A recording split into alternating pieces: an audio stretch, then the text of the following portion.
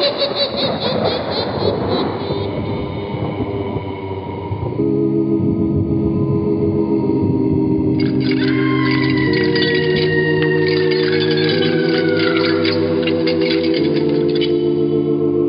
Mysterious Old Radio Listening Society podcast.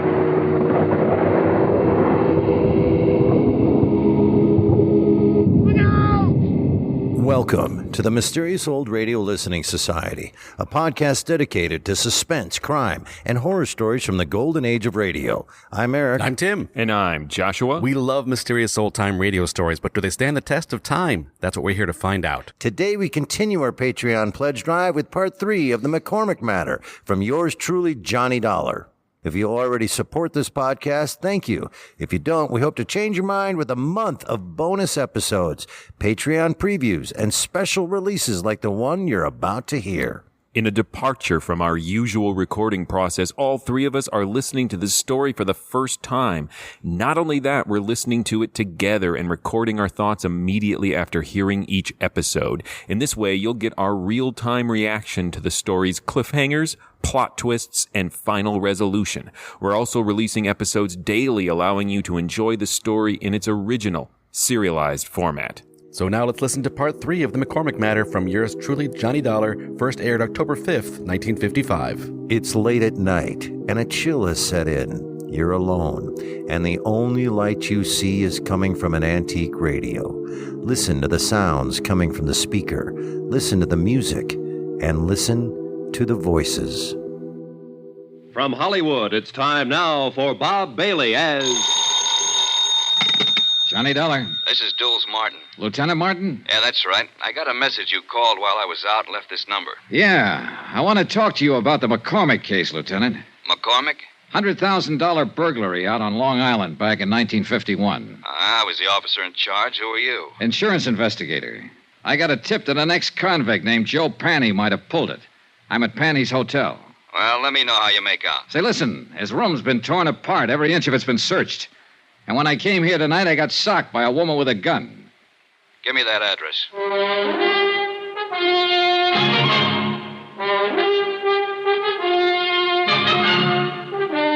Tonight and every weekday night, Bob Bailey in the transcribed adventures of the man with the action-packed expense account. America's fabulous freelance insurance investigator. Yours truly, Johnny Dollar.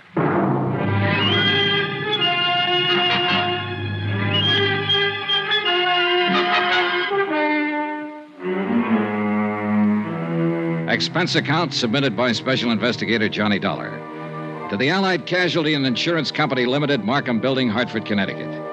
The following is an accounting of expenditures during my investigation of the McCormick matter. Expense account, item 7, $2, 2 drinks. For myself and Lieutenant Jules Martin, NYPD. A big, swarthy man who seemed to know what he was about. Martin looked over the damage done by the unknown ransacker of Joe Panny's room, questioned the clerk, who was unable to furnish any helpful information. Then, because Joe Panny was officially a parole violator, ordered a general pickup. We should be able to get our hands on him pretty soon, Dollar. I hope it's that easy, Lieutenant. Any reason why it shouldn't be fairly routine? No, just a feeling, I guess. I don't know. This whole matter has been flimsy. The tip was weak, but it seems to be paying off. Nothing fits, though. I don't quite get all this, Dollar. How'd you come in on this? Old Mike Cairn died up at Sing Sing 2 days ago. Before he went, he told me he believed Joe Panny might have pulled the McCormick burglary. It didn't seem likely then, Panny being a small-time auto thief and whatnot. But now it does, in view of what's been happening lately. Somebody sure wants something Panny might have, judging from that room. I never saw one taken apart better. An expert search job. Yeah. Hey, Lieutenant, when you picked Joe Panny up, I'd like to be in on it. He's my only lead in this case, and I want to talk to him again. And it's not asking too much. Now, Dollar, about this woman you saw. Pretty, about 30, dark hair, good dresser, wore a silver mink stole. The gun she socked me with was a little one, a 25 or maybe 32 automatic. Mm-hmm. You think she might have done the searching in Joe's room? What do you think? She was flustered and upset when I bumped into her, anxious to get away from the place. And, of course, the gun in her hand. Yeah. She sound familiar to you in this neighborhood? No. Could be anybody. Yeah. Well, that's about it, Lieutenant. Yeah? No, I got it. Oh, thanks. I suppose you talked to McCormick, got the full story of the burglary from him? Almost first thing, yeah. Well, I remember him when it first happened. Nice enough, but strange, I thought. This business about somebody phoning the parole office ahead of you to get Joe Panny's address, that stops me, though. That's hard to figure. You sure you're telling me everything? Sure, I'm sure. That part sounds crazy. Not if somebody knew I was looking for him, wanted to get him first. But who? How should I know? Well, we'll see what we will see. Can I drop you anywhere? No, thanks. I'll walk. You let me know when you pick him up. Sure.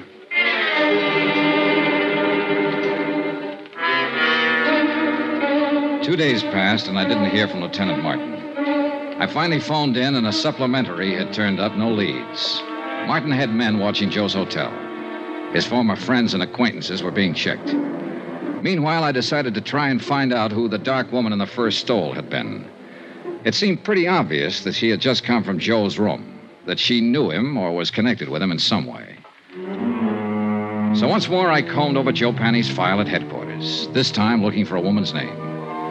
The only one mentioned was an ex-wife who had divorced him 6 years before. Her name was Iris Carter. At the Bureau of Vital Statistics, the marriage certificate and record of divorce proceedings gave me a composite picture of an unhappy and turbulent 3-year marriage. It also gave me a general description of Iris Carter that could very well fit the woman I'd seen briefly in the hallway outside Joe Panny's hotel room. There was a 6-year-old address to start on. Eunice? Is that you, Eunice? I said, is that you, Eunice?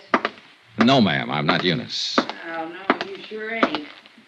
You seen her? I don't know. I really don't know her. Oh. Well, what do you want? I'd like to talk to the manager. I want some information. What's your name? Johnny Dollar. What kind of information are you looking for? Are you the manager? Yes, sir, I am. Well, I'm trying to locate a woman named Iris Carter. She might have used the name Iris Panny. She was married once to a man named Joe Panny. Lived here about 6 years ago. Were you here then? I was. Did you know her? I did. Did you know him? Yeah. He went to jail. Does she live here now? She don't. Do you have any idea where I can find her? I don't. Well, do you happen to know if she ever Why worked do you want her? Just to talk to her. When did she move out? Oh, long time ago. 5 years, maybe. Uh-huh. What's your business? Insurance. Oh. Well, what's up? Oh, nobody around here buys insurance. Well, we don't have to go into that. If you can think of any place I might get a line on her, I'd appreciate it. It seems to me she worked at a bookstore down the street. Down what street? Out there. Block or two down that way. I think she worked there. I don't know. You can try. Thank you, I will. My, you polite. You tip your hat. Say, tell me, do you remember what she looked like? Sort of. Yeah. Well? Oh, about as tall as I am. Nice. Pretty girl. Blonde or brunette? Dark hair. Almost black. Know any of her friends when she lived here? No. No, I couldn't tell you that. Why? Oh, I might look up one of them and ask her about her, that's all. Yeah, you ask at that bookstore. I think she worked there.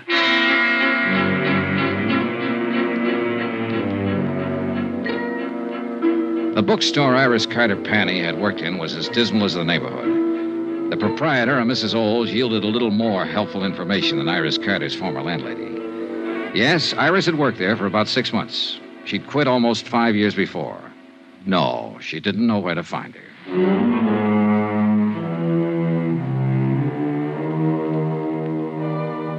Expense account, item 8, $1.02 lunch. I had it in a neighborhood diner called the Showboat, a place where Mrs. Oles said Iris Carter had frequently eaten. The restaurant manager remembered Iris vaguely. She also remembered Iris's boyfriend. I asked for a description. She did better than that. She gave me his name, occupation, and address. An old rehearsal hall 2 blocks away.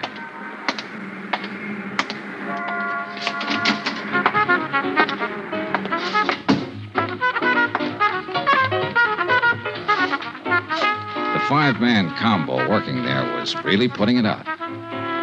Yeah, and the minute I saw him, I knew the boy wearing the trumpet was the one I was looking for. Just good-looking and smooth enough to go with a girl Iris Carter sounded like. Smooth trumpet, too. Okay, guys. Take 5.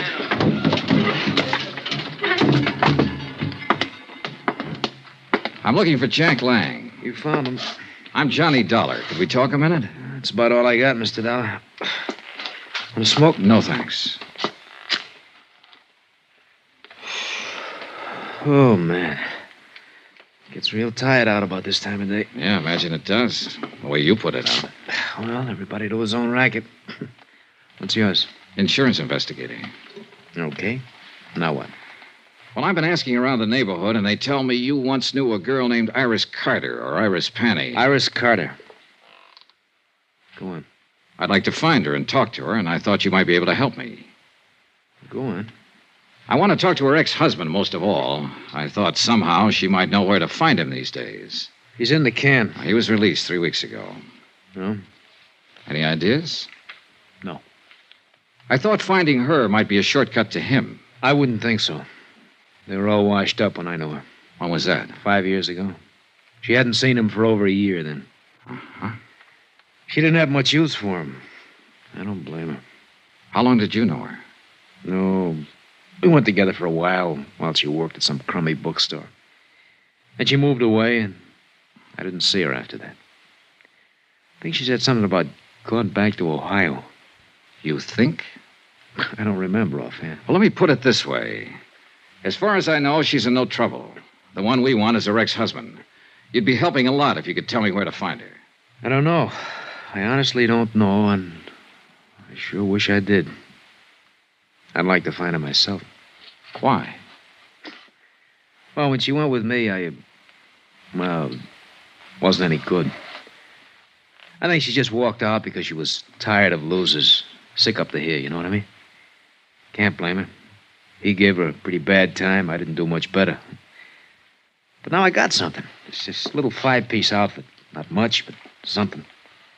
I'd like to show it to her and say, Iris, this is mine. You kind of had it bad, huh? Bad as a guy like me can get it. I know I'll probably never see her again as long as I live, but... boy, if another one like her ever shows up, I'm gonna be ready, Dad. Ever see her? No, she must have been something. Here. Take a look. Nice, huh? Yeah. I take it back. What back? About seeing her. I've seen her. When? Where? 2 nights ago in the hallway outside Joe Panny's room. You sure? I'm sure. She hit me with a gun before she left. The picture he had flipped out of his wallet was old and well thumbed. It showed a sultry kind of face that could have been 20 or 30 or 40. A wide, frank, smiling, happy mouth. Not the kind of girl I would imagine could ever be married to a Joe Panny. But there was no doubt about it. She had been married to him, and I had seen her. On my way back to the hotel, I dropped in to check with Lieutenant Martin. Hi. Hi. Doing any good? Any lead on Joe Panny? Nothing so far. This may take longer than I thought at first. Well, I've been out looking for his ex-wife. I didn't find her, but I found a few people who knew her. She was the one at his hotel the other night. Name's Iris Carter. You sure? Positive. I saw her picture. We better try to pick her up, too. I'll put it out right away. Fine. Well, I'll keep in touch. Oh, wait a minute. Don't go. Huh? We had some action here today. Sit down. Thanks. Julian McCormick called up, reported you. He said you came out there bothering him a couple days ago. He said he doesn't want to be bothered. Well, I only talked to him to get his story on the burglary. And I told him as long as you didn't break the law, there was nothing we could do to stop you from investigating. But he didn't like it. He seemed perfectly willing to cooperate with me when I talked to him before. Yeah, well, sometime these rich... Excuse me. Martin here. That's right. Well, how long ago? Okay. Well, they found your boy, Joe Panny. What? Yeah. He's on his way to the morgue. Harbor Patrol picked up his body a couple of hours ago, loaded down with slugs. Some case. And that ain't all, Johnny. Huh? His feet were burnt.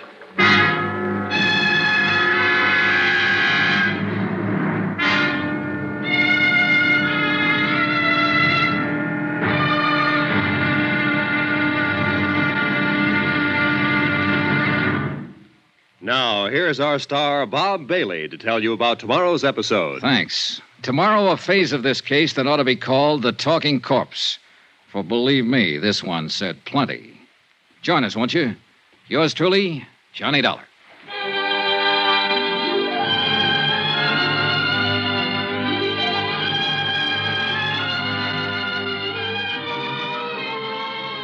That was part 3 of the McCormick Matter from yours truly, Johnny Dollar, here on the Mysterious Old Radio Listening Society podcast. Once again, I'm Eric. I'm Tim. And I'm Joshua. This special podcast that, if you're listening to it the first time we put it out, we're doing it, you're listening to this daily with us. If this is years ago, you could be listening to this all in one afternoon. I don't know. Or it could have been a year since you've heard the last one. There's Right. a lot of options. It's endless. But we all just listened to that just now. I'm going to be in full transparency for our listeners. We did take a 5-minute break between recording this so Joshua could go to the bathroom. So it's not really that you are being fresh. brutally real. That's good. So real.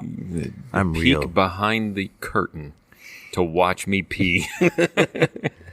I paid no attention. So Stop peeing behind the curtain. the thing that struck me about this is not only, God, I'm really having a good time, and production value and the storyline. Here's what struck me, this third one. This is some incredibly good acting. The landlady was Dragnet-esque beautiful. I thought the same thing. And that's part of what makes these serials so lively to listen to, is because it's just not a info dump each time we meet a new character. Right. They are somehow compelling and interesting in their own right. And the script drops these little details, just the authenticating detail of her going, Eunice, is that you? And we don't need to know who Eunice is, Right. or why she thought Johnny Dollar was Eunice, but it makes it feel like a real world that he has stepped into briefly and left. And that's as much as he's ever going to know about it, or we will as listeners. I guess so. I will also tell. I got no Or tears Eunice for did it. you. I guess Too so. cool jazz combo guy. The jazz guy was also a great actor. Yes, Well, great performance. That performance is really good. That was really cool. I just was struck by that. The other thing I was struck by, and I almost said it out loud to you guys, but I realized, we can't talk about it now. We got to record. Sometimes the music, I love the music, by the way. The music in this, it's fantastic. But there are these moments, especially the first 4 or 5 beats, bars, whatever you call it, seconds. It sounds like Godzilla music. Dun, dun, dun, dun. Yeah. So listen to it this next time and tell me you don't hear Godzilla music. Whenever I hear the music, like, this is good music, but I have to is this insurance investigation music? Nah, there's murders and there's It's serious not stakes. overcompensating, Yes. if that's what you're implying. It's Godzilla music. When we listen to part Godzilla, 4, insured by Axis Insurers of Tokyo. So wow, last- did we take a bath on this insurance policy? We're paying out again. What do you do? Took out a city. So a few conversational turns ago, you expressed a lack of sympathy for the cool, handsome jazz guy. Was that a joke, or did you really oh, come on? No, it's a little bit of a joke, but it also as much as the character is well crafted and well nuanced, there is a little the cool guy with a little bit of a heartbroken past, and smoking his cigarette, Yep. he's taking a break from his combo. You wanted to shove his trumpet somewhere. Get a job, hippie. Just so you know, the person that comes into mind when all of those things you just described when I was listening to it, guys, it to me, it was Chet Baker. Yeah. And that's who I was picturing before all the heroin. Now I'm Boy. thinking of Chet Baker versus Godzilla. Right? Well, you knew more about Chet Baker than I thought. Oh, yeah. Yeah, he had a rough life. Lost all his Yeah, he teeth. did. Got them all punched out once. Yeah. You know that? This is a Chet Baker podcast now. Stop me, Scrimshaw. I dare I'm you. going to. It's all content. We can use it. You're going to hear the Godzilla music, I swear. I love the lieutenant that we met in this one, too. Again, as you mentioned, Dragnet, he's very laid back. Johnny gets the audience up to speed in case they just tuned in and a little breathlessly. And he's like, Well, good luck with that. Right. It'd be great if you just hung up. And that was right. That was I'm here. The furniture's all wrecked. They got hit in the head by a lady. I'll be right there. So how much they charge? Is this like Is she still there? Does Eunice work there? Oh, that's some quality getting hit by a lady. Yep. I have $10. I want to get hit in the head. Yeah, I love that guy. He's like, well, good luck with that. That was just fantastic line. Just beautiful. So where do we stand now? Because we're heading into 4, so we're getting to a point of some things are going to get revealed. Well, that cliffhanger surprised me.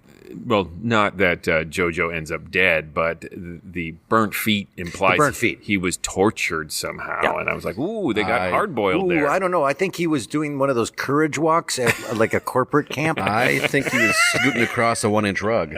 Yeah, right? Or maybe burnt feet is some kind of jazz lingo that we don't understand.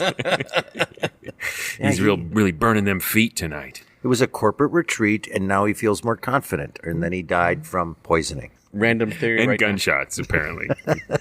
That he and his ex were in cahoots, and that she is not the one who trashed the hotel. She came back to meet him and found the place trashed. That's why she was running out. That's my updated theory. Okay, yeah. So she has not. She didn't trash the place.